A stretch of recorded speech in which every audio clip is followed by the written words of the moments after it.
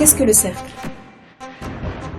Le cercle Henri Boulade s'est constitué en 2015, à la suite d'une conférence du prêtre égyptien qui a exhorté le public à se rassembler et à agir. Le cercle est la réponse à son appel.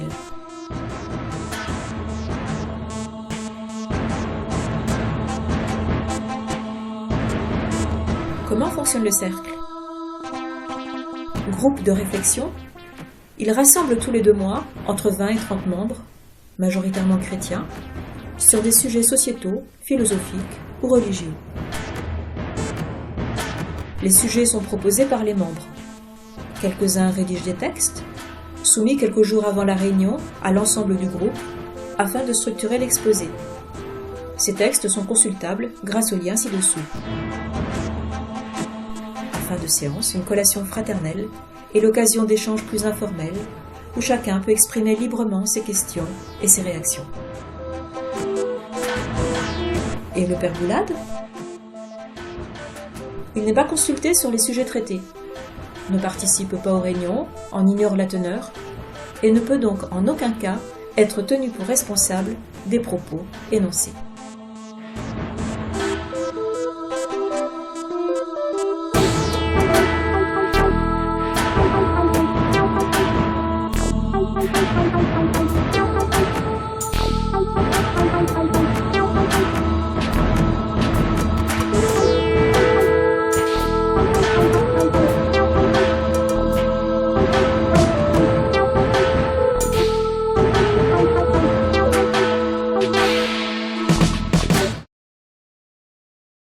L'an de grâce 1942, à l'école d'Eti Ilsoum. Rappelez-vous, il y a 1 an et demi, lorsque l'épidémie de coronavirus a fondu sur la France. Rappelez-vous les cortèges de corbillards devant les cimetières de Bologne, les témoignages terrifiants et désespérés de ceux qu'on n'appelait pas encore les soignants, les malheureux qui mouraient seuls et qui étaient inhumés à la sauvette, le discours du président pour qui nous entrions en guerre. Et le premier confinement. De fait, nous abordions des rivages inconnus, ou plutôt, les références que nous avions en tête dataient d'un monde dont notre technologie moderne aurait dû à jamais nous préserver. La peste noire, la grippe espagnole, les épidémies de choléra. Nous, les générations qui n'avaient pas connu de guerre, voilà que le tragique de l'histoire nous rattrapait. Ni collectivement, ni individuellement, nous n'étions préparés à affronter ce péril mortel. J'ai eu la chance de me souvenir très vite d'Eti Ilsoum, parce que ce n'était pas la première fois que son exemple m'avait aidé. Très vite, j'ai acquis la conviction que ce serait une erreur de considérer cette épidémie comme une parenthèse dans nos vies, une pause, un blanc, mais qu'il fallait au contraire la voir comme le nouvel espace où nous devions désormais nous accomplir, vivre à fond. Au cœur de la Seconde Guerre mondiale, alors que les lois de Nuremberg restreignaient les libertés de mouvement des Juifs et que la solution finale était déjà en place, une jeune fille juive avait eu le culot, l'audace, l'insolence, l'indécence d'écrire dans son journal intime, en l'an de grâce 1942. Il vaut la peine de se pencher sur cette jeune fille, que je présente d'ordinaire, pour faire vite, comme une Anne Frank, avec 15 ans de plus. Il vaut la peine de faire sa connaissance, parce que la lecture de son journal a déjà aidé à vivre une multitude de gens, et qu'à mesure qu'elle est plus connue, elle en aide de plus en plus. Le gouvernement français a payé des séances de psy aux enfants et aux adolescents en détresse psychologique à cause du Covid. Il aurait dû également distribuer à tour de bras des exemplaires du journal d'Eti Ilsoum aux plus grands. Mon propos dans cet exposé n'est pas de faire découvrir Eti à ceux parmi vous qui ne la connaissent pas encore. En effet, il existe sur elle des tas de livres, des documentaires, plusieurs pièces de théâtre et bientôt un film. Vous trouverez sur Internet de nombreux articles et des vidéos présentant la vie, la personnalité, le rayonnement de cette jeune femme depuis que son journal et sa correspondance écrite en camp de concentration ont été publiés pour la première fois en 1988. Mon dessin est différent. Je voudrais tirer de son exemple des leçons qui puisse nous servir à surmonter les circonstances pénibles qui affectent nos existences personnelles ou collectives. Dans le contexte terrible de la Shoah, Etty a non seulement résisté à l'abattement, au découragement, au désespoir, mais elle a accompli le tour de force de rester libre et heureuse, magnifiquement libre et magnifiquement heureuse. Ses dispositions, elle en a fait profiter les autres. Elle fut l'ange de Westerbork, le camp de transit où elle était internée avec des milliers d'autres juifs, qu'elle consolait et réconfortait grâce au rayonnement de son âme. Quel est le secret qui permet de ne pas céder à la peur et au désespoir quand les conditions extérieures terribles nous assaillent? C'est le déploiement de notre vie intérieure. Le journal d'Etty offre le témoignage de cette conquête à la force du poignet, d'une vie intérieure dense, riche, puissante, qui n'a a priori rien d'évident. La preuve, elle y a consacré énormément de travail et de volonté. Le journal montre ses progrès, mais aussi ses rechutes et ses errements, avant qu'elle vive une ascension spirituelle qui donne le vertige. Mon propos, je l'ai dit, n'est pas de faire une présentation générale d'Etty, mais il est néanmoins indispensable que je vous donne quelques repères biographiques. Etty, Esther, Ilsoum, est née en 1914 aux Pays-Bas, dans une famille juive indifférente à la religion. Elle a 2 frères, fragiles psychologiquement. Le plus jeune, par ailleurs, pianiste génial, qui aurait sûrement fait une belle carrière de niveau mondial, fait de fréquents séjours en hôpital psychiatrique. Elle a du mal à s'entendre avec sa famille, surtout avec sa mère, et les quitte assez vite pour s'installer de manière indépendante à Amsterdam, où elle poursuit des études de droit. Il semble qu'elle évolue à l'époque dans un milieu d'étudiants antifascistes de gauche. Avec d'autres locataires, elle loge chez un comptable veuf à la retraite, Han Wegerif, dont elle devient rapidement la maîtresse. Etty est une jeune femme très libre, à la sexualité débridée, qui multiplie sans vergogne les liaisons. En 1941, elle avorte même. La froideur avec laquelle elle le raconte dans son journal a quelque chose de choquant. Elle se dirige ensuite vers des études de russe. Elle est à moitié russe, sa mère étant russe, et vit en donnant des leçons de russe. Elle est douée d'une très forte vitalité et très curieuse de la vie, des êtres humains, passe beaucoup de temps à traîner au lit et à rêver, mais possède en même temps une puissante capacité de travail qu'elle met au service de la lecture. Elle se gave de lecture, surtout Rilke, Dostoïevski, veut emmagasiner le plus possible par goût de la littérature et dans le but d'aider les autres à vivre par la suite. Elle alterne des moments d'exaltation, de grande joie, de plénitude et des moments de déprime, où la pensée du suicide l'effleure. On dirait sans doute aujourd'hui qu'elle est bipolaire, mais n'y connaissant rien, je ne risquerai pas à ce diagnostic. Toujours est-il qu'intérieurement et extérieurement, quel désordre, mais quel potentiel aussi. Parce qu'Etty est douée, après tout elle est juive. Elle est intelligente, bûcheuse, d'un tempérament très riche, douée pour l'écriture, ce dont témoigne la valeur littéraire de son journal. Du reste, elle a l'ambition, entre autres, de devenir écrivain plus tard. En février 1941, Etty se rend pour la première fois chez Julius Spier.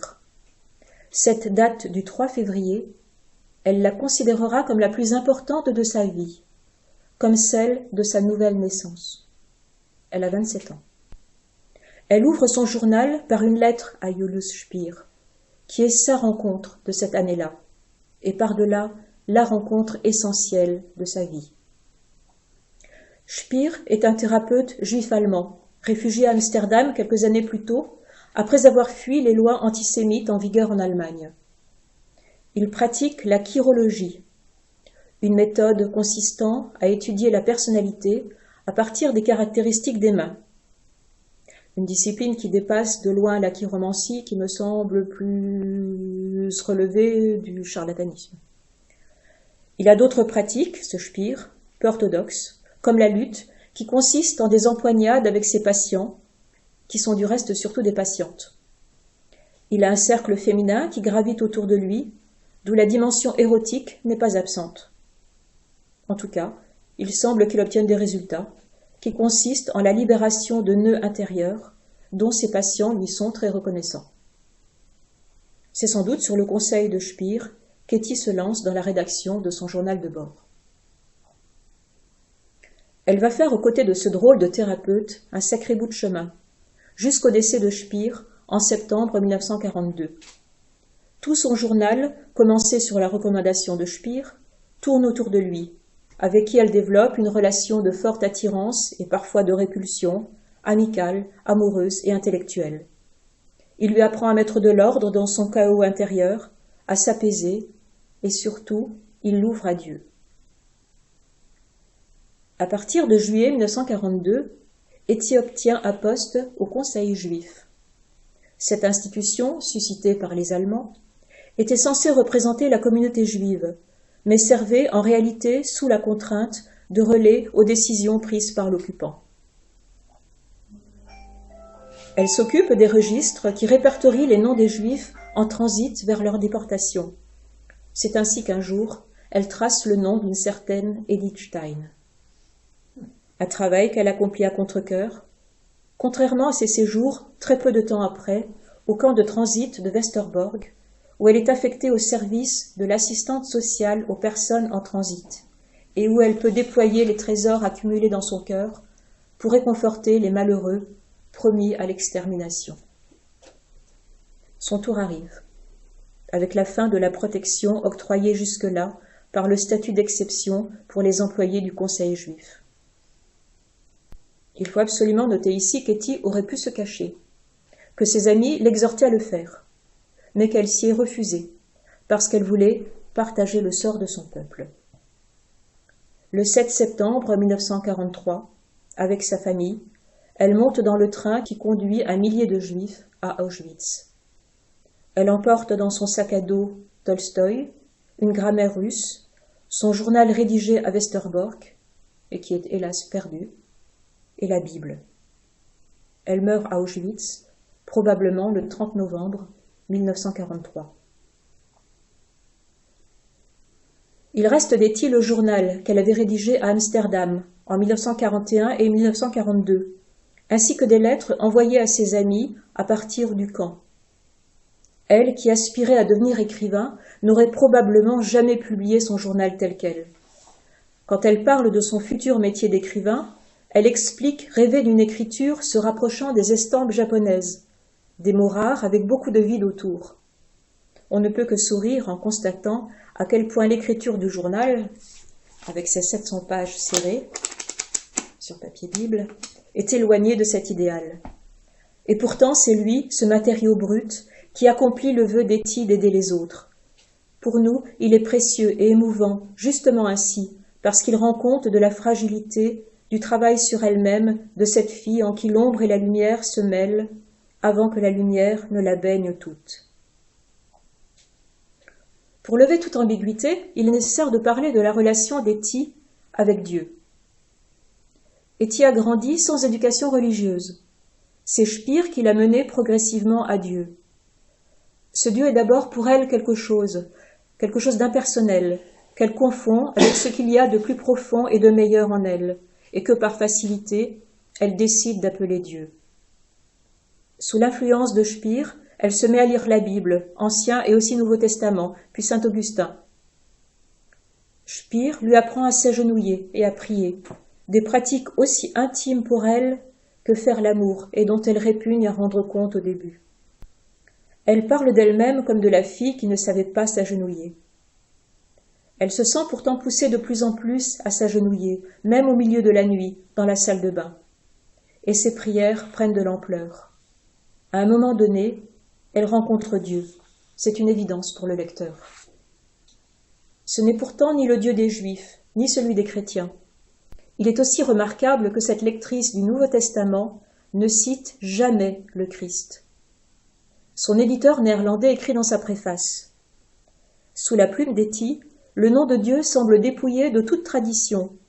Des siècles de judaïsme et de chrétienté, semble n'avoir laissé aucune trace. J'incline à penser que les chrétiens reconnaîtront immédiatement cette foi sans antécédent, mais que les non-croyants n'auront pas grand mal à l'accepter, ni même à la comprendre. De fait, la postérité d'Étie confirme cet avis. Les non-croyants sont touchés par son exemple et peuvent parfaitement s'en inspirer. Il n'en demeure pas moins que c'est la foi qui l'a transformé, comme l'assure Benoît XVI dans son audience générale du 13 février 2013. De quoi parle-t-elle dans le journal ? Surtout de sa vie intérieure. Elle a pour ambition de noter toutes les inflexions de sa vie intérieure, traque le pourquoi de telle tristesse, de tel élan, de tel coup de mou. C'est un va-et-vient incessant qu'on peut trouver répétitif. Elle note ses progrès, ses décisions, les relations avec Spire, l'irruption progressive de Dieu, son entourage, son travail, ses lectures, les circonstances extérieures, très peu. Cela vaut pour l'année 1941. L'année 1942 marque un changement radical. C'est une fulgurante ascension vers les sommets, avec l'abandon total à Dieu. On pourrait dire qu'en 1941, Étie fait ses gammes, et qu'en 42 et 43, elle a appris à connaître parfaitement son instrument et en joue merveilleusement. En 41, elle a des intuitions, comme celle de l'amour de toute créature. Mais en 42 et en 43, elle met en pratique tout ce qu'elle a appris précédemment. De fait, elle sera la fée de Westerbork, selon le titre d'un livre récent. Et nombre de rescapés témoigneront de sa présence lumineuse, radieuse, rayonnante au camp de transit. Que s'est-il passé ? D'abord, le travail sur elle-même porte ses fruits, même s'il y a toujours des rechutes, des moments de déprime, qu'elle accepte tranquillement parce qu'ils font partie de la vie, que ce sont des mouvements profondément humains. Et aussi, les circonstances extérieures sont un adjuvant qui booste ses progrès. À partir de 1942, les lois de Nuremberg s'appliquent rigoureusement aux Pays-Bas, les restrictions se multiplient et la menace de la déportation se fait précise. Les forces intérieures accumulées par Étie vont pouvoir se déployer à plein dans ce contexte très hostile. J'aimerais ajouter aussi que je crois que c'est Camus qui dit quelque part, je ne sais plus où, que dans les situations extrêmes, on se révèle héros ou saint ou salaud. Pour Étie, c'est clair, elle est devenue une sainte. Nous allons maintenant voir dans une seconde partie comment nous pouvons nous inspirer d'Étie pour mieux vivre, comment nous pouvons affronter avec courage et même joie les circonstances pénibles de notre vie et réussir à être véritablement libre malgré les restrictions que des contraintes extérieures apportent à notre liberté. Le secret réside donc dans la vie intérieure. Nous devons consacrer du temps, de l'énergie, beaucoup de soins à muscler notre vie intérieure, à la fortifier et à la développer. Il faut reconnaître que nos modes de vie actuels ne sont guère favorables à cet exercice, et c'est peu de le dire. Bernanos écrivait qu'on ne comprend absolument rien à la civilisation moderne si l'on n'admet pas tout d'abord qu'elle est une conspiration universelle contre toute espèce de vie intérieure. Que l'on pense à nos journées surbookées, à la surabondance des images, des biens de consommation, des informations, qui assèchent nos capacités à la profondeur réflexive, à Netflix, qui vole gravement le temps que nous devrions consacrer à des rendez-vous vitaux avec nous-mêmes. D'une manière générale, c'est tout ce qui relève de ce que Pascal appelait le divertissement. Ces conditions déplorables fabriquent des zombies, privés de centre de gravité, des feuilles mortes livrées à tous les vents, des êtres sans consistance, sans défense devant les difficultés, incapables de résister devant les assauts du mal et qui flanchent et s'effondrent. Voyons donc, à l'école d'Étie Ilsum, comment nous pouvons développer en nous une vie intérieure riche et puissante, qui de surcroît nous permettra d'aider aussi les autres. En effet, À mesure que notre être intérieur se dilatera, se déploiera automatiquement en nous la capacité à la dépense généreuse de soi, selon la formule de Terestchenko. Premier point. Tout à fait prosaïquement, il faut d'abord se soucier des soucis du corps. Le nourrir correctement, dormir suffisamment, le maintenir propre, faire de l'exercice pour rester autant que possible en bonne santé. Parce qu'une personne en bonne santé est plus à même de mettre à profit pour elle et pour les autres toutes ses capacités, et n'est pas un poids pour autrui. Mais une mauvaise santé, la maladie, ne sont pas des obstacles pour appliquer le programme ETI. Deuxième point, consacrer du temps à la méditation quotidienne. ETI écrit « Tous les matins, avant de me mettre au travail, me tourner vers l'intérieur, rester une demi-heure à l'écoute de ce qu'il y a en moi, plonger en moi-même. Je pourrais dire aussi méditer, mais le mot m'horripile un peu. Oui, pourquoi pas, une demi-heure de paix en soi-même. On agite bien bras, jambes et autres muscles le matin dans la salle de bain.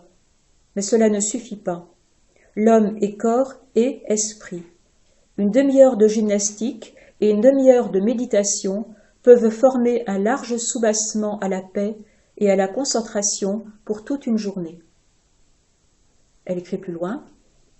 Ne pas penser, mais écouter ce qu'il y a au-dedans de soi.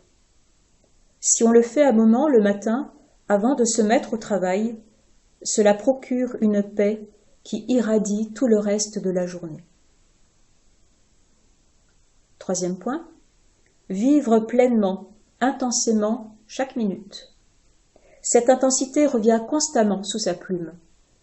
Cette intensité concerne les sensations, elle accueille la vie avec gourmandise, curiosité inextinguible, mais aussi les actes. C'est le age quod agis des anciens. Ce que tu fais, fais-le à fond.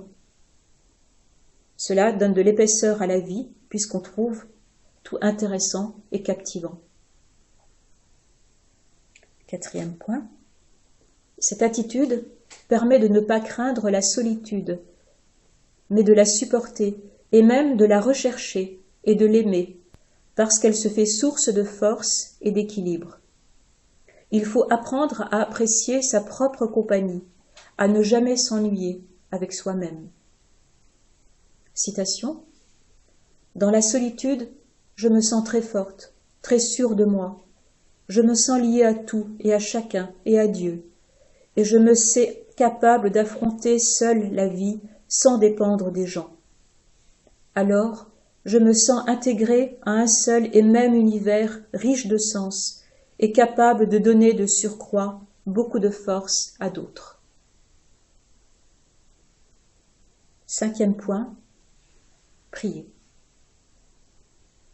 Je rappelle les réticences qu'éprouvait ETI au début, lorsque son maître, Julius Speer, lui a enseigné Dieu et la prière. Pour ceux qui partiraient de loin, je renvoie au conseil de Pascal. Vous voulez aller à la foi, et vous n'en savez pas le chemin. Suivez la manière par où ils, ceux qui étaient dans votre cas avant, ont commencé. C'est en faisant tout comme s'ils croyaient, en prenant de l'eau bénite, en faisant dire des messes, etc. Tout naturellement, cela vous fera croire. Souvenez-vous comment ETI s'appelait elle-même avec humour la fille qui ne savait pas s'agenouiller. Singer les gestes de la foi pour faire venir la foi, c'est une méthode qui ne paraît pas très orthodoxe, même préconisée par Pascal. Elle heurte notre désir d'authenticité. À ce sujet, je voudrais pourtant dire deux choses. D'abord, que la foi n'est pas seulement une affaire de grâce, mais seulement de volonté, de volonté. ETI écrit ailleurs, lors de ces rares passages, la grâce doit trouver une technique bien préparée. Elle parle là de l'écriture, mais cette idée s'applique aussi bien à la foi. Ensuite, sur l'agenouillement. Nous avons été détournés aujourd'hui des gestes extérieurs de la foi, par l'accent mis sur l'intériorité, une certaine désincarnation. Or, nous avertit Pascal, qui veut faire l'ange, fait la bête. Donc, l'agenouillement. À quoi ETI s'astreint d'abord avec une sincérité touchante avant que ce geste lui devienne naturel. Citation. Hier soir, juste avant de me coucher, je me suis retrouvée tout à coup agenouillée au milieu de cette grande pièce, entre les chaises métalliques, sur le tapis de sparterie au ton clair. Comme cela, sans l'avoir voulu. Courbée vers le sol par une volonté plus forte que la mienne. Il y a quelque temps, je me disais, je m'exerce à m'agenouiller. J'avais encore trop honte de ce geste, aussi intime que ceux de l'amour, dont on ne peut parler non plus à moins d'être poète. L'agenouillement lui devient naturel, au point de devenir pour elle l'ultime réponse face au mal, dans l'enfer du camp de Westerbork. Citation. En traversant aujourd'hui ces couloirs bondés, j'étais prise d'une impulsion soudaine. J'avais envie de m'agenouiller sur le carrelage au milieu de tous ces gens. Le seul geste de dignité humaine qui nous reste en cette époque terrible. S'agenouiller devant Dieu. 6e point. Se construire une forteresse mentale. La vie intérieure exige du temps, de la solitude, du silence. Toutes choses qui sont parfois un luxe. Alors il faut pouvoir se retirer en soi, dans un cloître intérieur, un jardin clos, une tour d'ivoire. À chacun de se construire, selon son goût, cette citadelle imprenable où il pourra se réfugier et refaire ses forces. Cela demande un certain effort d'imagination au début.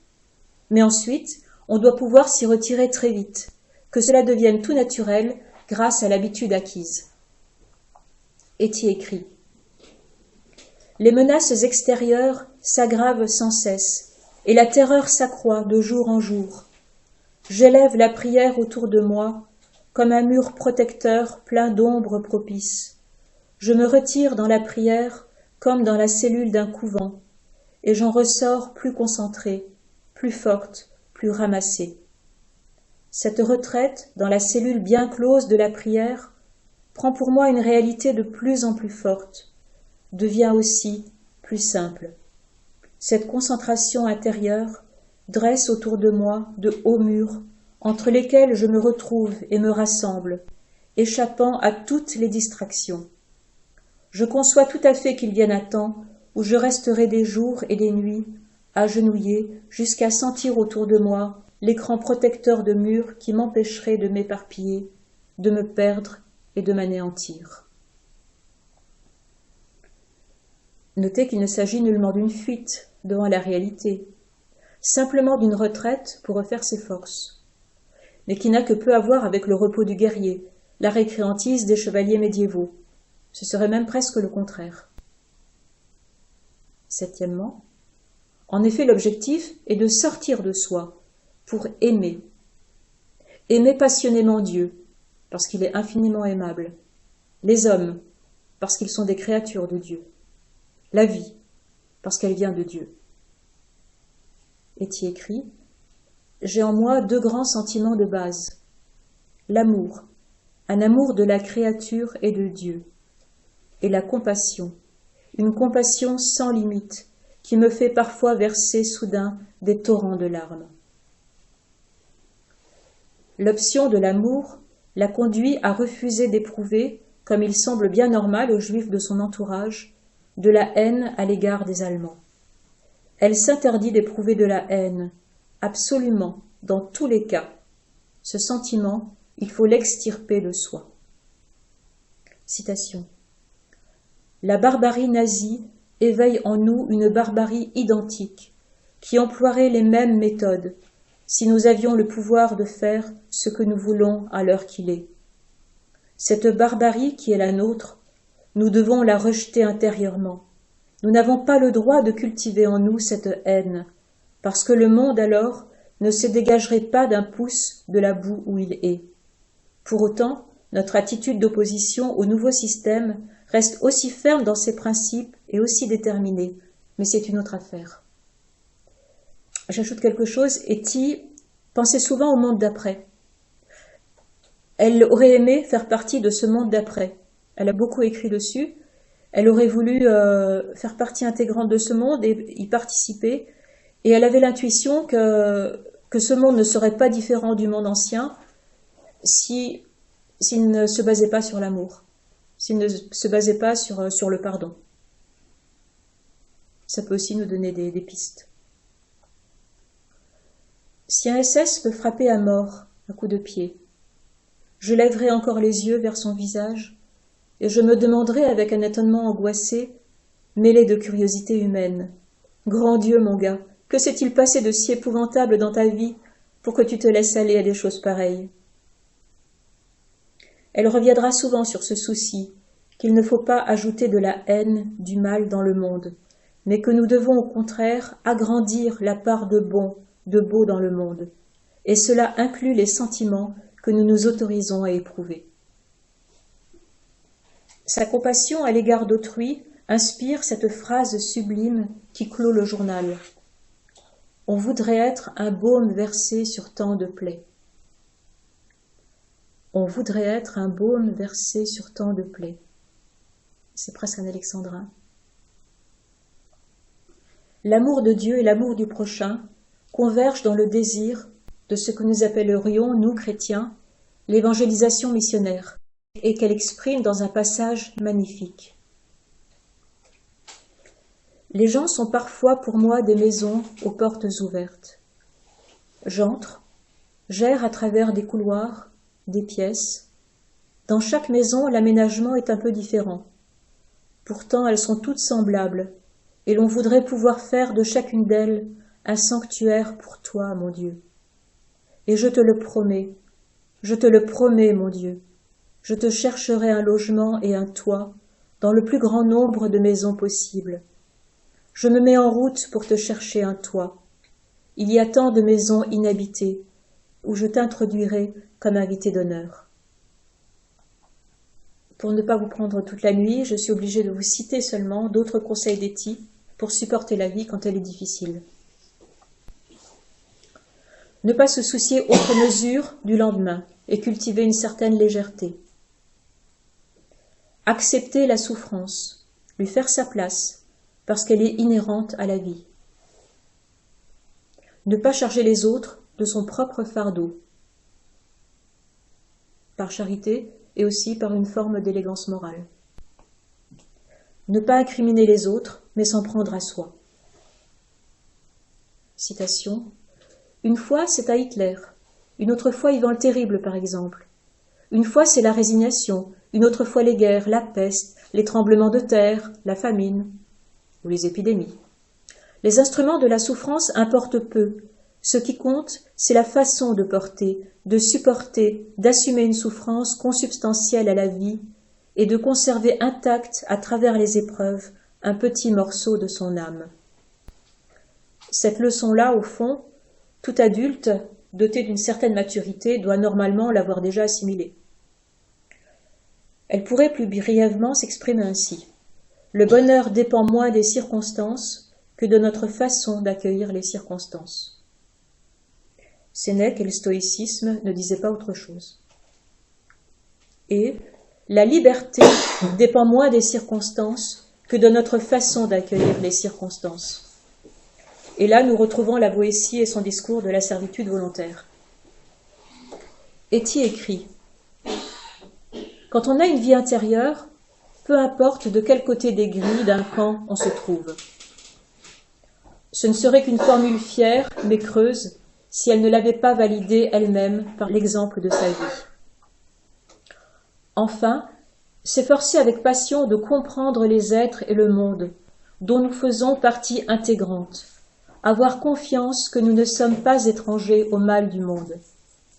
Dans l'archipel du Goulag, Solzhenitsyn écrivait « Peu à peu, j'ai découvert que la ligne de partage entre le bien et le mal ne sépare ni les États, ni les classes, ni les partis, mais qu'elle traverse le cœur de chaque homme et de toute l'humanité. » Et toujours, louer et chanter Dieu pour le don de la vie malgré tout. Louer et chanter Dieu pour le don de la vie malgré tout. Puisque nous sommes désormais sur les sommets, permettez-moi de vous faire entendre un peu plus longuement la voix d'Etty. Prière du dimanche matin. Ce sont des temps d'effroi, mon Dieu, Cette nuit, pour la première fois, je suis restée éveillée dans le noir, les yeux brûlants, des images de souffrance humaine défilant sans arrêt devant moi. Je vais te promettre une chose, mon Dieu, oh une broutille. Je me garderai de suspendre au jour présent, comme autant de poids, les angoisses que m'inspire l'avenir. Mais cela demande un certain entraînement. Pour l'instant, à chaque jour suffit sa peine. Je vais t'aider, mon Dieu, à ne pas t'éteindre en moi, mais je ne puis rien garantir d'avance. Une chose cependant m'apparaît de plus en plus claire. Ce n'est pas toi qui peux nous aider, mais nous qui pouvons t'aider. Et ce faisant, nous nous aidons nous-mêmes. C'est tout ce qu'il nous est possible de sauver en cette époque, et c'est aussi la seule chose qui compte. Un peu de toi en nous, mon Dieu. Peut-être pourrons-nous aussi contribuer à te mettre au jour dans les cœurs martyrisés des autres. Oui, mon Dieu, tu sembles assez peu capable de modifier une situation finalement indissociable de cette vie. Je ne te demande pas compte, c'est à toi au contraire de nous appeler à rendre des comptes un jour. Il m'apparaît de plus en plus clairement, à chaque pulsation de mon cœur, que tu ne peux pas nous aider, mais que c'est à nous de t'aider et de défendre jusqu'au bout la demeure qui t'abrite en nous. Il y a des gens, le croirait-on, qui au dernier moment tâchent de mettre en lieu sûr des aspirateurs, des fourchettes et des cuillères en argent, au lieu de te protéger toi, mon Dieu. Et il y a des gens qui cherchent à protéger leur propre corps, qui pourtant n'est plus que le réceptacle de 1000 angoisses et de 1000 haines. Ils disent « Moi, je ne tomberai pas sous leurs griffes ». Ils oublient qu'on n'est jamais sous les griffes de personne, tant qu'on est dans tes bras. Cette conversation avec toi, mon Dieu, commence à me redonner un peu de calme. J'en aurai beaucoup d'autres avec toi, dans un avenir proche, t'empêchant ainsi de me fuir. Tu connaîtras sans doute aussi des moments de disette en moi, mon Dieu, où ma confiance ne te nourrira plus aussi richement. Mais crois-moi, je continuerai à œuvrer pour toi. Je te resterai fidèle et ne te chasserai pas de mon enclos. Un dernier extrait. Samedi soir, 00h30. Pour humilier, il faut être deux. Celui qui humilie et celui qu'on veut humilier, mais surtout celui qui veut bien se laisser humilier. Si ce dernier fait défaut, en d'autres termes, si la partie passive est immunisée contre toute forme d'humiliation, les humiliations infligées s'évanouissent en fumée. Ce qui reste, ce sont des mesures vexatoires qui bouleversent la vie quotidienne, mais non cette humiliation ou cette oppression qui accable l'âme. Il faut éduquer les Juifs en ce sens. Ce matin, en longeant à bicyclette le Stadionkade, je m'enchantais du vaste horizon que l'on découvre aux lisières de la ville, et je respirais l'air frais qu'on ne nous a pas encore rationné. Partout, des pancartes interdisaient aux Juifs les petits chemins mènant dans la nature. Mais au-dessus de ce bout de route qui nous reste ouvert, le ciel s'étale tout entier. On ne peut rien nous faire, vraiment rien. On peut nous rendre la vie assez dure, nous dépouiller de certains biens matériels, nous enlever une certaine liberté de mouvement tout extérieur, mais c'est nous-mêmes qui nous dépouillons de nos meilleures forces par une attitude psychologique désastreuse. En nous sentant persécutés, humiliés, opprimés, en éprouvant de la haine, en crânant pour cacher notre peur. On a bien le droit d'être triste et abattu de temps en temps par ce qu'on nous fait subir. C'est humain et compréhensible. Et pourtant, la vraie spoliation, c'est nous-mêmes qui nous l'infligeons. Je trouve la vie belle et je me sens libre. En moi, des cieux se déploient aussi vastes que le firmament. Je crois en Dieu et je crois en l'homme. J'ose le dire sans fausse honte. La vie est difficile, mais c'est pas grave. Il faut commencer par prendre au sérieux son propre sérieux. Le reste vient de soi-même. Travailler à soi-même, ce n'est pas faire preuve d'individualisme morbide. Si la paix s'installe un jour, Elle ne pourra être authentique que si chaque individu fait d'abord la paix en soi-même, extirpe tout sentiment de haine pour quelque race ou quelque peuple que ce soit, ou bien domine cette haine et la change en autre chose. Peut-être même, à la longue, en amour, ou est-ce trop demandé? C'est pourtant la seule solution. Je pourrais continuer ainsi des pages entières. Ce petit morceau d'éternité qu'on porte en soi, on peut l'épuiser en un mot, aussi bien qu'en 10 gros traités. Je suis une femme heureuse, et je chante les louanges de cette vie. Oui, vous avez bien lu, en l'an de grâce 1942, la énième année de guerre.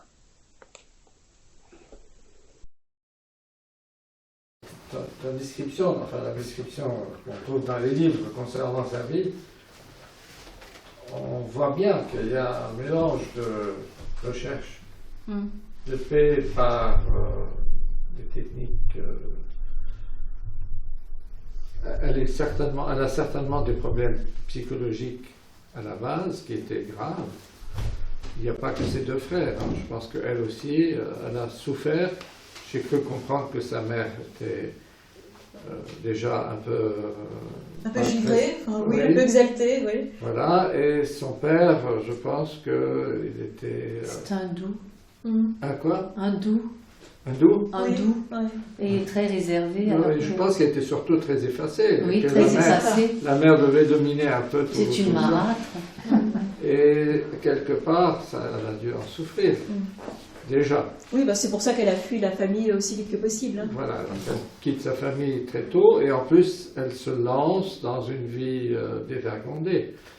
Je pense, on est dans les années 20, donc on n'était pas après 1968, hein, donc il y a déjà, c'est pas une ambiance générale, encore que ça soit les années folles et que les gens avaient vécu la Première Guerre mondiale comme...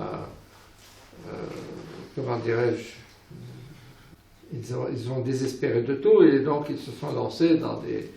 Donc elle devait faire partie aussi de cette ambiance dans les milieux intellectuels. Hein. Donc sa recherche de paix par la psychiatrie l'a amené à rencontrer Dieu. Mais si j'ai bien compris, ce n'est pas... le Dieu trinitaire qu'elle a rencontré. C'est juste la notion de Dieu. Oui. Alors qu'avant, elle était complètement athée. Quoi. Elle a découvert. Donc, on est dans le déisme. Mais quand tu citais là, ce qu'elle disait... Elle lit quand même très vite la Bible.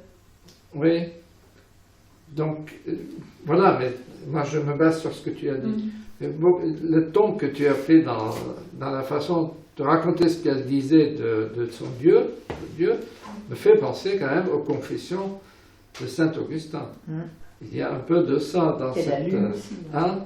Oui, c'est comme... elle cherche à expier un peu ses bêtises et elle a trouvé le Dieu des chrétiens, mais peut-être pas... C'est certainement le Dieu des chrétiens qu'elle a trouvé, mais elle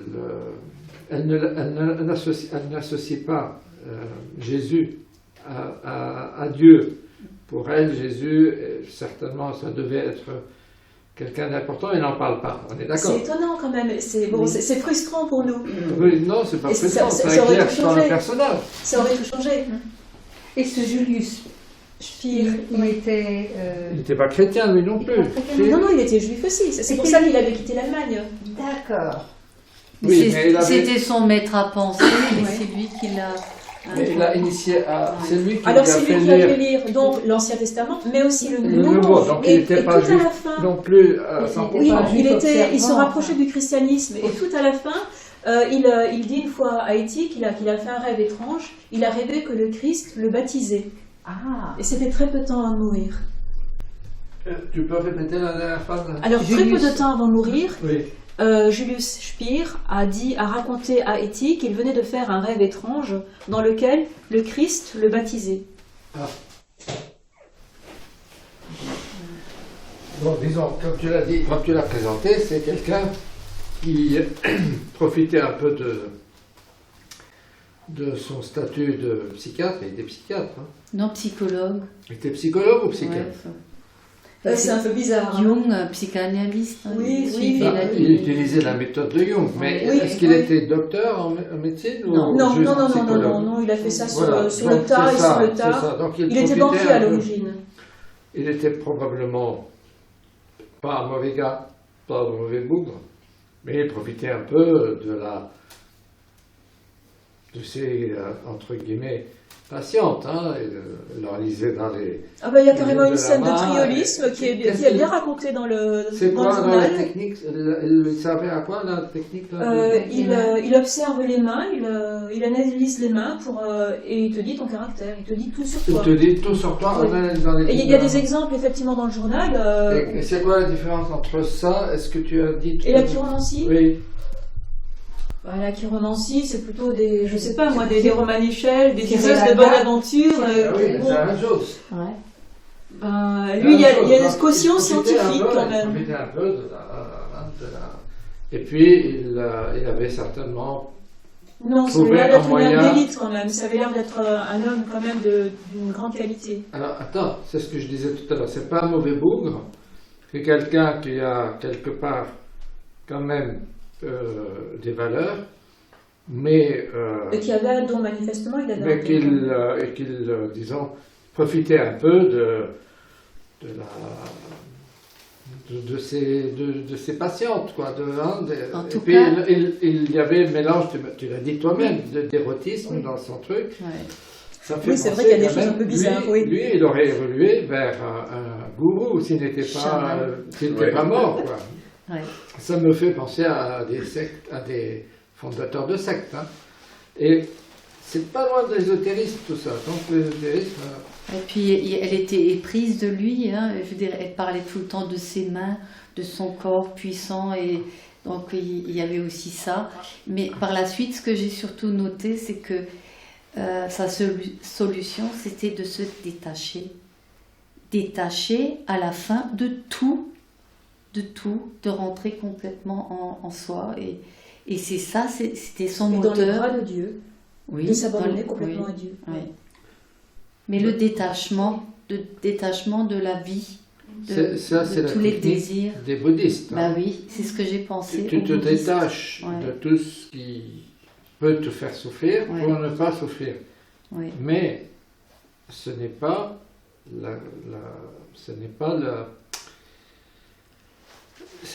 le christianisme, il n'enseigne pas ça. Il enseigne aussi le détachement de tout ce qui peut t'éloigner de l'amour de Dieu. Mais les bouddhistes, eux, le monde matériel est mauvais, et à ce titre, tu dois t'en détacher parce qu'il est mauvais. Le christianisme n'enseigne pas du tout ça. Le monde matériel est bon, toute la création est bonne, mais tu dois chercher à avoir une relation d'amour avec Dieu, et tout ce qui peut t'en empêcher, si c'est du matérialisme, ou voir autre chose, si c'est aussi des valeurs spirituelles mauvaises. Ouais. Alors pourrait-il, le monde est beau, le monde est bon, voilà. La création est bonne. Alors ça, ce n'est plus de l'ésotérisme. Bon, il y a du mal, le mal c'est l'homme. Et elle dit qu'il ne faut pas faire rendre compte à Dieu du mal. Le mal c'est l'homme. Voilà. Mais la création en elle-même est bonne et elle le clame à chaque pas. Voilà. Les hommes sont quand même des créatures de Dieu. Voilà. Le christianisme ne dit pas que le mal est dans l'homme. Le christianisme dit que le mal vient d'un ange, d'un esprit mauvais.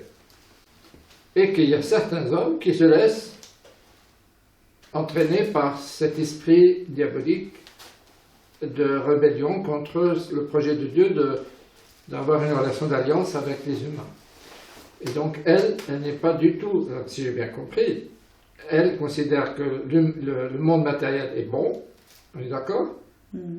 Donc ça c'est un point important. Donc on n'est quand même pas loin, si ce n'est... Enfin, c'est le Dieu des chrétiens, ça. Hein, toute la création est bonne, y compris les hommes, les nazis qui font du mal, elles cherchent à leur trouver au fond de des la raisons parcelle pour les de aimer. Dieu. Donc, ça, chaque c'est homme très a une chrétien, parcelle ça. de Dieu. Oui. Ouais. Et sa mission à elle, c'est de rechercher cette parcelle de Dieu. Je vais vous rechercher une très belle citation où elle explique le travail de Julius Spier. Et je pense aussi que c'est les circonstances, les événements qui ont fait qu'elle a eu ce cheminement. Elle aurait vécu dans un monde moderne, je veux dire, je ne sais pas si elle aurait eu C'est sûr qu'elle n'aurait pas eu c'est- le même cheminement. C'est la situation qui Ben oui. a amené ce... Elle était face, Oui.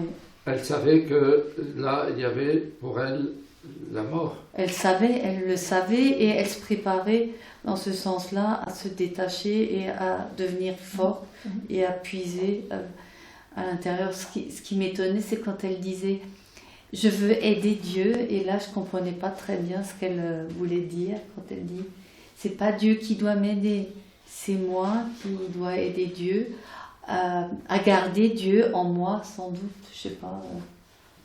Oui, là, c'est pas du tout. C'est pas très... c'est pas du tout chrétien, ça. Non, non. Oui, là j'aurais aimé avoir l'avis du père. Oui. Parce que finalement, je veux dire, elle n'est jamais allée à l'église, ou enfin, elle a jamais dit qu'elle... Est-ce qu'elle a participé? Mais d'un autre côté, il y a beaucoup de gens qui ne sont pas chrétiens et qui sont choqués de voir Jésus, Non, il ne parle qui est absolument Dieu, pas de christianisme. se laisser crucifier. C'est un scandale. Mais ça, ils prennent au premier C'est pas qu'il y a degré. beaucoup, c'est tous les autres Ouais.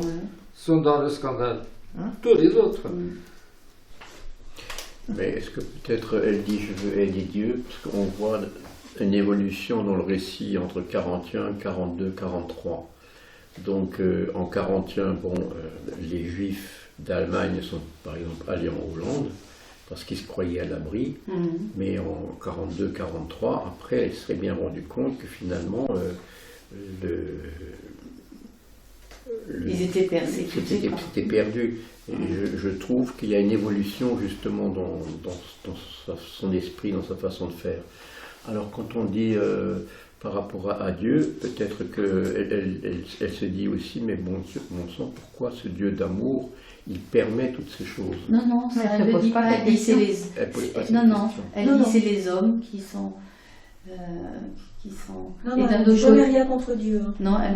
non, pas du tout. Elle ne le rend pas du tout responsable Parce que de c'est des rien. païens. C'est une conception païenne de dire j'ai pas mérité ça, pourquoi Dieu m'envoie ça? C'est pas Dieu qui t'envoie la maladie. Alors justement, c'est quoi ta réponse à toi? Ben, disons, Elle ne dit pense jamais que c'est ça. ça que, comme je n'ai Non, pas non. lu le livre, d'accord. Et elle dit qu'elle croit en l'homme. Et Qu'elle accepte de bien prendre encore. oui, oui. Moi, je pense aussi qu'elle. Mais ça, moi, je trouve ça extraordinaire, Oui. vu la situation. Moi, à sa place, j'aurais jamais pensé ça. L'homme est mauvais, il peut être sauvé que s'il accepte l'aide de Dieu, mais pas... C'est pas ce qu'elle s'imaginait. C'est quand même une situation, je veux dire... je trouve pas atroce, hein, je veux dire, la situation de cette extermination, elle n'arrête pas de le dire, elle dit ils veulent nous exterminer, elle était vraiment consciente de ce qu'ils voulaient faire, les Allemands, et elle savait que l'échéance était proche. Hein. Oui, mais disons, quand on dit l'homme est mauvais, il faut aussi voir que dans son environnement à Amsterdam, elle a certainement quand même rencontré beaucoup de gens qui ont caché des juifs, etc. Donc tous les hommes ne sont pas mauvais, il y en a. Et il y a beaucoup de gens qui ont quand même fait beaucoup de choses, quoi. Donc qui ont aidé avec l'amour du prochain, etc. Donc, je Mais pense quand que tu c'est- penses qu'il devait se balader avec une Oui. étoile jaune, donc quand C'est on y terrible, pense, oui. c'est... Oui, alors tu parles de gens qui aidaient les juifs, et en même temps, dans l'autre sens, elle n'a aucune illusion sur la bonté des gens, et elle est souvent très déçue, très amère de voir que même parmi les juifs, même dans le camp, il y a des sales types, il y a des profiteurs, et que le monde extérieur est complètement reproduit là. Alors on aurait envie que les victimes soient les gentils, mais c'est pas vrai. Voilà. Les victimes, c'est pas plus des gentils que les Comme dans oppresseurs. les camps, hein, il y a des gens qui sont comportés comme des salauds et d'autres comme Ouais. des saints. Hein. Oui. Et même Et il y avait des gens qui avaient des femmes de ménage au camp. Ah oui. Donc ils reproduisaient vraiment la vie de l'extérieur. Ah oui. Pardon, j'ai retrouvé la citation donc, où elle parle du travail de Julius Speer. alors, à l'égard de ses patients. Il les opère, extrait leurs ulcères moraux, fort chez beaucoup d'entre eux les sources où Dieu se tient caché sans qu'ils en aient conscience. Enfin, il fait tant que les eaux irriguent de nouveau leurs âmes desséchées. Ouais, il leur redonne le goût de vivre. Il y a souvent cette image, oui, que Dieu est au fond du puits. Oui. Il faut le faire remonter, le mettre à jour. Bon, à l'époque, il n'y avait pas beaucoup de psychanalystes ou de psychologues. C'est quand même avant. Ah non, Freud, c'était...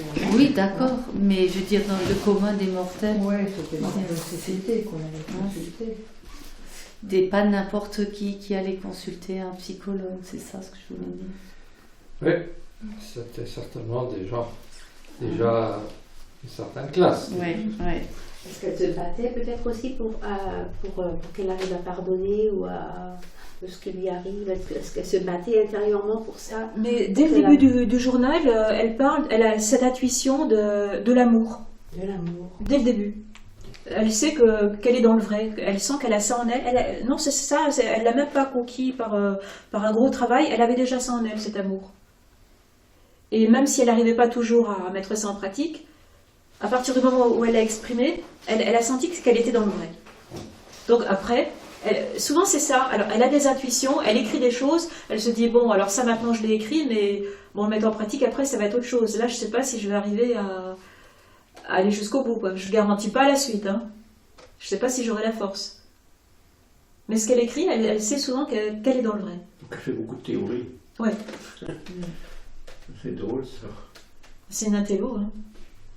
Et puis elle se le répète aussi, hein, que la vie a du sens, même si les circonstances sont désastreuses, elle a du sens. Et elle se le répète quand même, je veux dire. Oui, La méthode Coué. Oui, la méthode. et puis, ce qu'elle dit aussi, dans les pires circonstances, finalement, avec ça, je suis libre. Oui, c'est ça. C'est très fort. Mais ça peut aider dans des circonstances où on ne sait plus. Je voulais simplement dire qu'elle avait beaucoup de temps aussi pour elle. Je veux dire, si elle avait été dans une famille modeste, elle aurait dû bosser, elle n'aurait pas eu tout ce... Elle était quand même très... elle se regardait vivre et s'analyser tout le temps. Je veux dire, au début, c'était un peu lourd. Oui, c'est vrai qu'elle avait beaucoup de temps libre. Oui. Mais peut-être que le fait de rencontrer Spire, là, c'est que ça lui a permis peut-être de canaliser et de mettre de noms sur des choses qu'elle avait découvertes ou remarquées, etc. Et comme lui, et donc du coup, ça a permis de trier un peu tout ça, je suppose, et c'est pour ça que elle dit après sans doute que c'était une rencontre exceptionnelle, parce que je pense qu'elle se cherchait. Oui. Elle se cherchait, mais dans le vague. Et lui, il a dû canaliser et la faire travailler sur des points précis, quoi. Exactement. Et c'est comme ça qu'elle a progressé, elle. Oui. Ouais, je suppose. Par contre, en ce qui concerne les 6 points que tu disais, donc ça, ce sont des points qu'elle propose dans son livre ou... Non, ce sont des choses qui me semblaient importantes, que j'ai notées au fur et à mesure de ma lecture. D'accord. Oui. Alors j'ai essayé de les classer du plus prosaïque au plus édifiant. Quoi. Ce n'est pas dans l'ordre de la Non, lecture. c'est pas du tout. Bon, j'ai commencé par le corps, hein, se nourrir, bien se nourrir, bien dormir. Donc ça, donc les besoins du corps, oui. Alors ensuite, j'avais mis consacrer du temps à la méditation. Ensuite, vivre pleinement chaque minute, vivre à fond. Ensuite, la solitude, aimer la solitude, choisir la solitude. Donc ce sont des points que tu as sortis en fonction de la lecture. Oui. Tu avais l'impression qu'elle insiste un peu là-dessus, quoi. Oui. Ah d'accord, je croyais que c'est elle qui... Non. Ensuite, prier. Ensuite, la forteresse intérieure. Ça, je trouve important, la forteresse intérieure. Prier, c'était une prière Bah, Et j'ai donc, elle distingué la oui. méditation, tu vois, et la prière. Oui, J'ai réfléchi, est-ce que je vais mettre ça Elle ensemble? faisait plutôt Mais bon. l'oraison, ou c'est ça? Mais Oui, ça dépend. Oui. Elle s'adressait à Ça, Dieu. ça a évolué. Oui. À la fin, elle disait qu'elle vit constamment avec Dieu. Tout le temps, il est tout le temps là. Elle lui parle tout le temps. Mais c'est vraiment à la fin. Il y a vraiment une évolution. Et donc, j'ai préféré garder la méditation à part. Oui. Aussi Oui, pour, éventuellement, pour ceux qui vont écouter la vidéo, enfin l'audio, on ne sait jamais, et qui ne sont pas chrétiens, qui ne sont pas croyants. Oui. Parce qu'on peut déjà arriver à beaucoup de choses simplement par la méditation, sans s'adresser à Dieu. Exact. Simplement en faisant un travail intérieur, un examen de conscience, etc. C'est un plus après, Voilà, un bonus. un sacré plus. Ouais. Mais quand tu dis méditation, tu dis ne pas penser. Alors, Oui. alors Elle comment? dit ça. Parce que Et ceux ne qui pas méditent penser, Écoutez ce qu'il y a au-dedans de soi. Ouais. Qu'est-ce que tu voulais dire par Bah, Elle là? parle souvent des sources ou bien des torrents qui la traversent. Donc elle veut être à l'écoute de ça, de tous les courants qui la traversent. Parce que les communs, lorsqu'ils méditent, ils commencent par, suivant la respiration, j'inspire, j'expire, et ils focalisent leur attention sur la respiration, ce qui permet de faire le vide. Et ça, c'est tout à fait la différence entre l'ésotérisme et le christianisme. Ouais. Les ésotériques, ils se concentrent sur eux-mêmes Mhm. et c'est eux-mêmes. Ils sont centrés sur eux-mêmes. Oui, Là, mais elle, pour elle, c'est un point de départ. Elle le dit bien. Hein. Mhm. C'est d'abord se connaître soi-même, acquérir de la force pour soi-même pour aller vers les autres. parce que dans Évidemment, le et c'est christianisme, essentiel d'aller vers les médites autres. Les Écritures saintes, tu médites la vie du Christ, tu médites les sacrements, tu ne médites pas sur toi. C'est pas toi le sujet. C'est toi le sujet, tu es en plein ésotérisme. vers Dieu. Tu es tourné vers les autres, vers Dieu, vers les autres, mais pas sur toi. C'est pas un renfermement sur soi. Donc méditer sur des textes, c'est réfléchir alors sur... C'est Sur le réfléchir texte. sur la relation qui te lie à Mhm. Dieu. Mhm. C'est une relation d'amour, tu réfléchis là-dessus, tu te dis, tiens, toi, dans ta vie, tu as une relation amoureuse, et puis tu médites là-dessus. Mais tu médites pas, tu t'enfermes pas Oui. sur toi. Oui. À partir de la méditation sur, Ah, sur Dieu, les merveilles, la foi, c'est ça, tu vas forcément t'ouvrir aux autres, pas t'enfermer sur toi. Et tu trouveras la paix, pas une paix provisoire, comme celle qui est trouvée dans la méditation dans le vide. Dans la méditation de vide, il y a une paix que les gens retrouvent le temps de la réflexion, mais dans la méditation chrétienne, tu trouves la paix toute ta vie. Tu n'as plus rien, plus rien ne te toucher.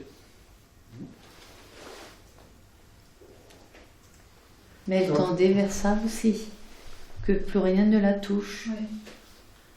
Oui, mais elle, si j'ai Tout en bien éprouvant une compassion Oui. énorme. Et elle subit tellement d'influence, hein, mais il y a un cheminement qui va dans le bon sens. C'est sûr que si elle avait pu survivre, je suis sûr qu'elle aurait évolué vers la découverte du Dieu trinitaire. Ça, Oui. c'est sans aucun doute. C'est ce Parce qu'on en qu'elle a avait pensé, déjà- bien sûr. Ah oui. on a déjà Saint-Augustin là, dans ce qu'elle dit. À propos de justement de ce chemin du bouddhisme vers le christianisme, j'avais lu le témoignage de Claire Lee. Elle habite du côté de Nîmes, à l'est, je crois, parce que c'est une rescapée du Cambodge. Et du coup, alors elle est devenue chrétienne. Parce qu'elle disait de toute façon, le bouddhisme qu'on pratique au Cambodge, c'est un bouddhisme très spécial qui interdit toute compassion envers les autres. Si on a subi ça, c'est de notre karma. Il fallait s'écraser et espérer que dans une vie postérieure, ça irait mieux. Mais ça, c'est vrai du bouddhisme tout court. Voilà. Et du coup, je crois que c'était quand elle a été libérée et tout, bah, elle a été en contact avec des chrétiens. Et comme il y a aussi quelqu'un d'autre, enfin lui, il est devenu, je crois, protestant, il a fui. Et puis, durant tout le périple, ses camarades, bah, ils se sont perdus, il entendait les coups de fusil et tout. Il a réussi à passer au Vietnam, mais tout le long, il y a une voix qui disait « Ne t'en fais pas, continue, je suis avec toi ». Et dans le camp où il était interné au Vietnam, il a rencontré des chrétiens, dont une femme d'ailleurs, et qui lui a dit « Mais cette petite voix, je suis sûre que c'est cette voix, tu vas la retrouver dans... » Alors il lui a passé l'évangile. Et lui aussi s'est converti.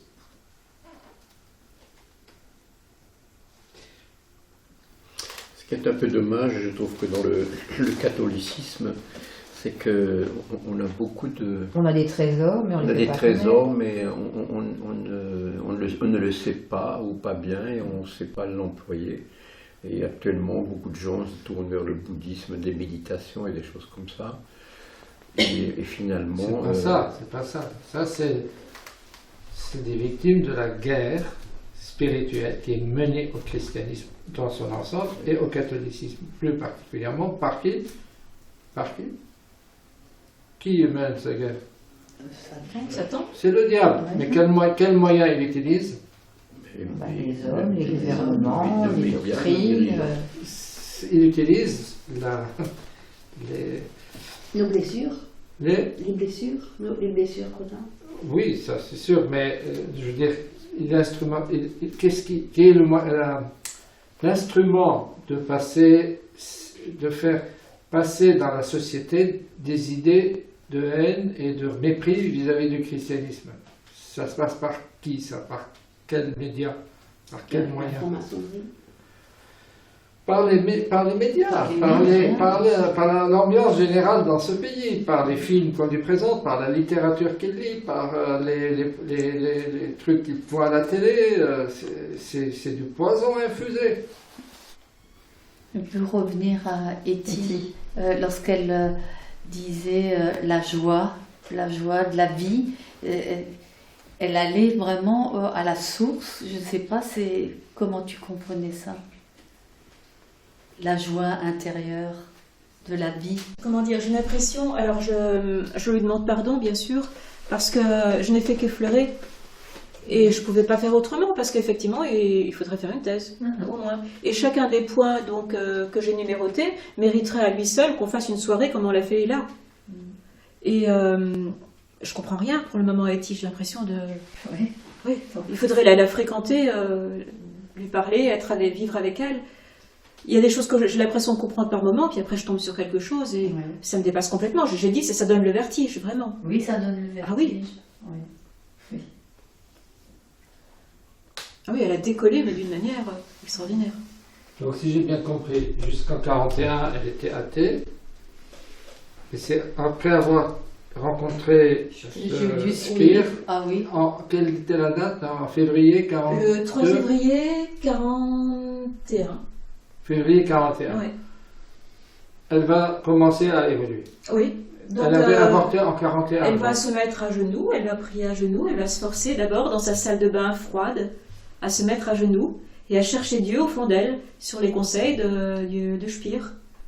Et à force, ça va marcher. Tu vois, c'est la forme qui va vers le fond. Voilà, c'est ce que dit Pascal, voilà. Mais par exemple, les enfants, il faut d'abord faire la forme et par la suite, il y a quelque chose qui vient de plus en plus. Parce que si tu leur expliques, c'est trop oui, tu ne peux abstrait. pas expliquer aux enfants des mystères. Il faut que ce soit des rites et voilà, et petit à petit. Après, à partir du rituel, ils vont approfondir le sens du rituel. C'est un peu ce qu'elle a fait alors. Elle a commencé par un rituel et après ça l'a permis de rentrer dans le mystère. C'est ça. Hein? Oui. Mais bon, pour moi, le fait de s'accrocher à Dieu, c'est que ça lui donnait le sens de sa vie, parce qu'avant elle était perdue, ça allait dans toutes les directions, et c'était ça. Et tout ce qu'elle avait vécu, c'était du poison. C'est pour ça elle se détachait et elle rentrait en elle-même pour se purifier quelque part. J'ai Ouais, quand l'impression. tu n'as plus aucun droit et que tu es dépouillé, Oui, que oui, tu te c'est retrouves ça. à la merci des autres, Il faut sublimer la tu, chose. tu es en face de la réalité Ouais. ultime. Quoi. Ouais. Tu dois rentrer en toi-même Oui, et chercher des vraies réponses. c'est ce qu'elle a fait. C'est ce qu'elle a fait. Oui, c'est les circonstances qui l'ont menée. Et tu as parlé à un moment donné comment elle s'appelle, d'Edith Stein. Oui. Elles se sont rencontrées? Non, mais Je en comprends tout cas, je ne pense pas. Mais Elles ont Etty été toutes a les deux à écrit son Auschwitz. nom, a été amené à écrire son nom. Ça veut dire qu'à un moment, tel jour, Edith Stein est passée par le camp. Alors, on sait pas, je ne sais pas, il faudrait chercher combien de temps Par il ce y a même passé. camp-là, à Westerbork. Oui. Mhm. Bon, je ne sais pas si elle y a passé quelques jours, Mhm. quelques semaines, quelques mois peut-être. Et ensuite, elle a été mise dans un train pour aller à Auschwitz, elle est morte. Ouais. Ouais, allez voir ça, Auschwitz. Et Anne Frank aussi est passée par ce camp. Par le même camp. Seulement, Etty Hillesum était déjà morte. Mm. C'est arrivé un an après. Le fait de voir toutes ces horreurs, enfin de voir toutes ces horreurs, etc. Et c'est pour ça que à un moment donné, elle dit bon, j'aime bien prendre le vélo quand elle voit la forêt, donc la beauté de la nature, etc. Elle était très C'est quand sensible. même de nouveau le monde, il n'est pas si mauvais que ça. Enfin, Dieu a fait le monde beau, Oui. et c'est pour ça qu'après, à mon avis, elle retire de nouveau. Pour pardonner aux autres, ou enfin un retour à une joie de vivre, etc. Quoi. Disons, elle arrive à tirer du bon de chaque petit aspect de la vie qui est positif et elle se nourrit de Oui, ça. mais quand tu fais de la méditation, quand tu fais de la méditation par exemple, l'autre côté, ça pourrait être l'inverse, c'est que c'est tellement mauvais, au fur et à mesure que tu t'enfonces Oui, dans oui, ton oui, trou, oui, hein. oui. Mais au fur et à mesure que l'année 42 avance, elle parle des fleurs. En Oui. 41, elle ne parle pas de fleurs. Et ensuite, elle parle très très souvent de fleurs, d'une petite fleur qu'elle a vue sur un trottoir, qu'elle a dans un vase, qu'elle voit sur une fenêtre. Et elle dit ce qu'est cette fleur, sa couleur, elle la décrit un petit peu, et elle s'émerveille de cette Parce fleur. que c'est le soleil dans la ville. Hein. Bah, de cette fleur qui pousse dans la merde, au milieu de l'horreur. Oui, c'est ça. Et toi, tu en es arrivé à t'intéresser à Etty par quel biais? J'ai revu dans ce livre donc, que j'ai acheté en 2004. Peut-être qu'il avait été imprimé. La chance que tu as acheté. Je ne sais pas si j'en avais entendu parler dans un magazine, peut-être. Je ne sais pas. Oui, moi Ou si aussi, simplement. j'avais le même bouquin. Voilà, peut-être que j'avais vu ce livre sur une pile dans une librairie et que Voilà. le regard m'a interpellée. Je ne sais plus. Il y a le titre. Moi, je pense que c'est le titre. Moi, je l'avais acheté aussi. Je sais plus. Une ville bouleversée. Ouais. Alors, on peut se poser la question. Si elle avait grandi dans un autre contexte, si elle était née en 1960 par exemple, qu'elle avait vécu comme nous, comment est-ce qu'elle aurait évolué? Oui, comment il aurait fait Ça. Donc c'est pour ça que tu me dis que c'était une période où il y avait beaucoup de souffrance autour d'elle. Mm. Et Il y a avait- plein de Etty qui sont nés en 1960. Tu crois? Oui, bien sûr. Bien sûr. Et qui ont mal évolué parce que ils vivent dans une société Oui. qui leur infuse du poison. C'est Oui, ce oui, que je c'est disais ça. tout à l'heure. C'est ça. Je pense à Jacques Fesch aussi. Oui. Bon. Qui va peut-être être béatifié. Alors, qu'est-ce qui a permis aussi cette ascension? C'est justement parce qu'il savait qu'il allait mourir, parce qu'il était condamné à la guillotine. Mais nous allons tous mourir. Oui, non, mais Oui, bon, mais de manière l'échéance, prématurée. Voilà. Franchement, moi, je pense que pour C'est Etty, ça qui l'a c'était fait un aussi moteur. décoller Ouais. et vivre cette vie spirituelle. Ouais. Et j'avais aussi vu une fois une américaine, une jeune américaine qui avait été condamnée à la chaise électrique aux États-Unis, la même chose. C'est ce qui a permis son évolution spirituelle, c'est aussi l'échéance imminente. Ouais. Ouais. Donc Etty, C'était ça. dans un univers médiocre comme le nôtre, qu'est-ce qu'elle serait devenue? J'en sais rien. Non, elle. Donc c'est pour ça que je disais aussi que la maladie, la maladie n'est pas un obstacle pour... Non, au contraire. Voilà. Au contraire. Éventuellement, au contraire, pas forcément, mais éventuellement. Il y a beaucoup de On ça peut, qui oui. ont des problèmes psychologiques. Hein. Ça Au peut être départ, un levier. à la base. Ça peut être un levier. Ouais. Et chacun peut faire en sorte que ce soit un levier. Oui. Que tout ce qu'on vit d'ailleurs soit un levier. Qu'au lieu que les choses nous écrasent, qu'elles nous élèvent. Ça, c'est notre décision à nous. Oui. L'exposé que Isabelle vient de vous faire vous a permis d'accompagner Eti Ilesum dans son itinéraire spirituel. Un itinéraire où la grâce du Christ s'est approchée de cette femme, de cette jeune femme juive, pour la faire aboutir aux portes du christianisme, aux portes de l'Église catholique, sans avoir fait le pas définitif. Une expression qui peut peut-être étonner dans les écrits de Eti Ilesum, c'est l'expression suivante, « aider Dieu ». En effet, l'expression est choquante. Comment peut-on aider Dieu ? En général, on va aider quelqu'un qui est dans une faiblesse, quelqu'un qui n'est pas en capacité d'aboutir à ce qu'elle souhaite faire, qui se trouve dans une difficulté, dans une souffrance. Et la personne qu'on va aider est précisément en manque de puissance, en manque de réaction, en manque de moyens. Bref, une personne qui nécessite de l'aide est un peu dans une faiblesse. Et la personne qui vient aider en face est davantage en capacité d'action. Donc on pourrait se dire, c'est juste pas possible. Comme Dieu est tout-puissant, nous n'avons aucune aide à lui apporter. Donc l'expression « aider Dieu » pourrait sembler a priori incompatible avec la foi catholique. Pour comprendre cette expression un peu énigmatique et pas très habituelle dans le catholicisme, « aider Dieu », il faut poser un principe philosophique qui peut-être semblera lui-même un peu obscur au début, mais qui va très vite s'éclaircir. Il faut distinguer la cause première, qu'est Dieu, et les causes secondes que nous sommes nous. Ainsi, Dieu est la cause première de tout. Il a créé le monde, Dieu a donné aux hommes l'intelligence, la volonté, l'amour. Comme dit saint Paul, nous recevons de lui le mouvement et l'être. Donc effectivement, il est la cause première. Mais le christianisme nous enseigne que Dieu veut agir en ce monde en utilisant des causes secondes, imparfaites, parce que marquées par le péché, imparfaites parce que ne répondant pas toujours à l'amour du Seigneur, ne répondant pas toujours à sa divine volonté. Donc les causes secondes peuvent accueillir la grâce du Seigneur, y correspondre, être plus ou moins tièdes ou carrément la rejeter. Donc, effectivement, il y a bien une distinction entre la cause première qu'est Dieu et les causes secondes que nous sommes nous, par lesquelles Dieu veut passer pour agir. Les anges, eux aussi, sont des causes secondes. Alors, les anges bons, sont entièrement dans l'amitié divine. Ils ne peuvent plus pécher. Ils ont passé le moment de la grande épreuve, comme on dit. Et pourtant, la Bible nous dit effectivement que qu'est-ce que c'est que les anges ? Les anges sont les artisans des desseins bienveillants de Dieu sur terre. Les artisans. Donc, ça veut dire qu'ils ne sont pas la source.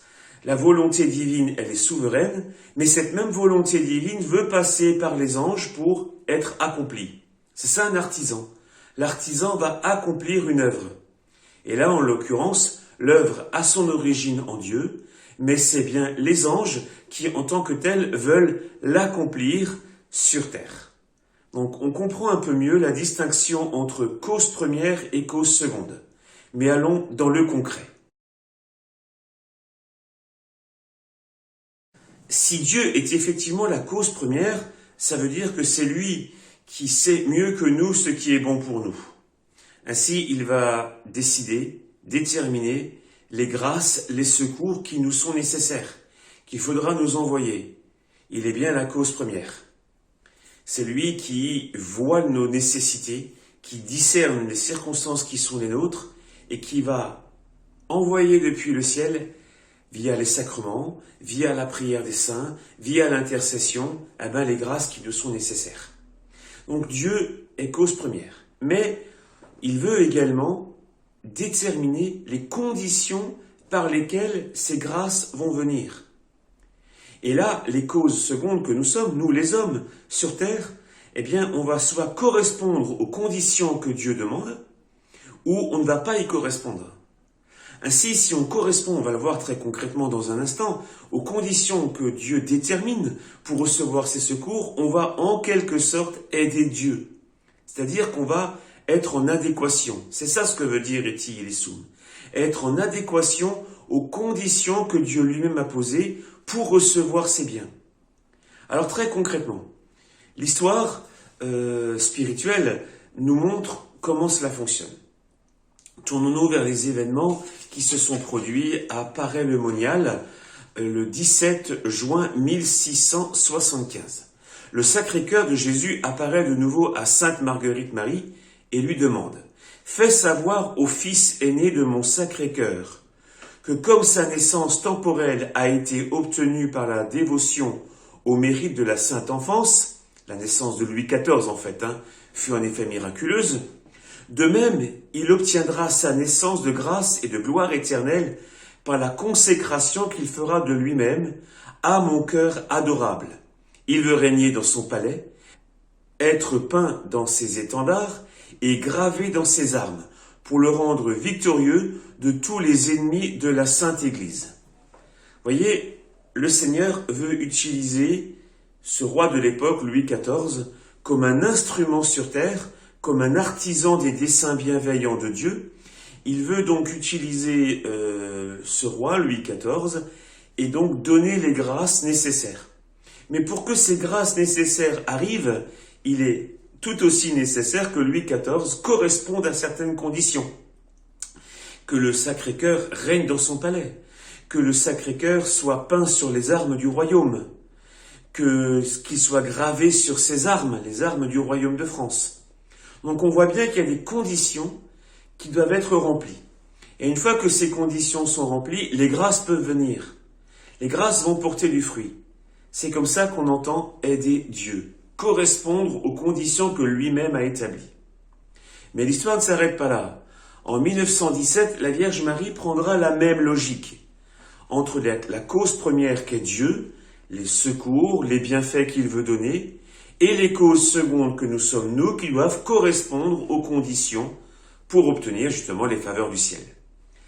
En juillet 1917, plus précisément le 13 juillet, la Sainte Vierge Marie disait « Je veux que vous veniez ici le 13 du mois prochain, que vous continuiez à réciter le chapelet tous les jours en l'honneur de Notre-Dame du Rosaire pour obtenir la paix du monde et la fin de la guerre, parce qu'elle seule pourra vous secourir. » Voyez, nous avons la même logique.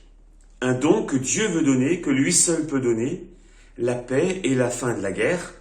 Ceci sera bien un don qui vient du ciel, mais pour obtenir ce don, pour y correspondre, la Vierge Marie demande de prier le chapelet tous les jours.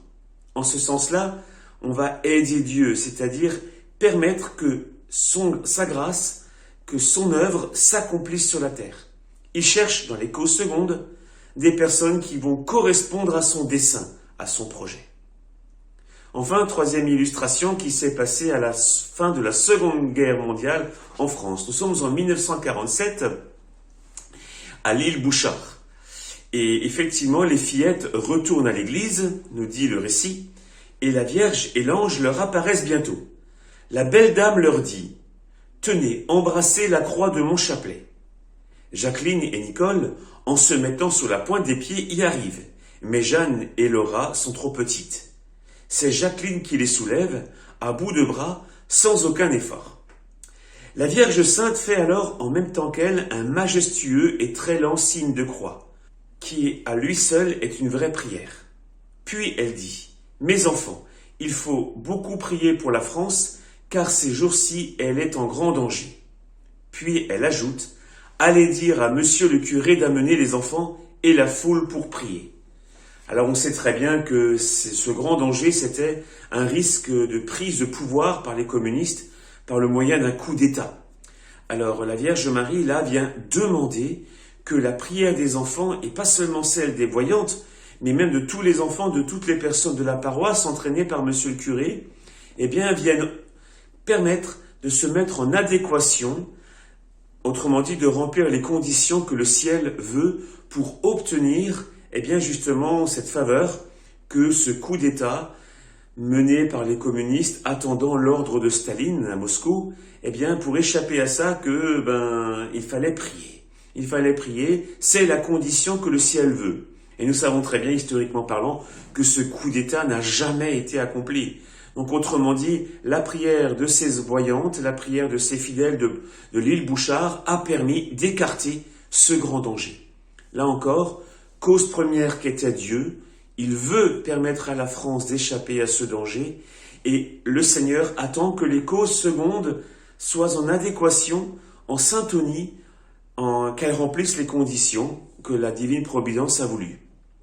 Alors, à travers l'exemple du Sacré-Cœur qui apparaît à Sainte Marguerite Marie, qui demande que son cœur sacré soit sur les armes du royaume de France, à travers Notre-Dame de Fatima, qui demande de prier le chapelet pour obtenir la paix, à travers l'exemple des événements de l'île Bouchard, qui ont écarté, comme on l'a vu, un grand danger, on voit très bien le contenu de l'expression « aider Dieu », qui, on l'a maintenant bien saisi, consiste, pour les causes secondes qui vont agir sur terre, eh bien, de tellement correspondre aux conditions que le Seigneur a établies pour donner ses dons, que finalement, cette adéquation permet au ciel d'agir sur terre.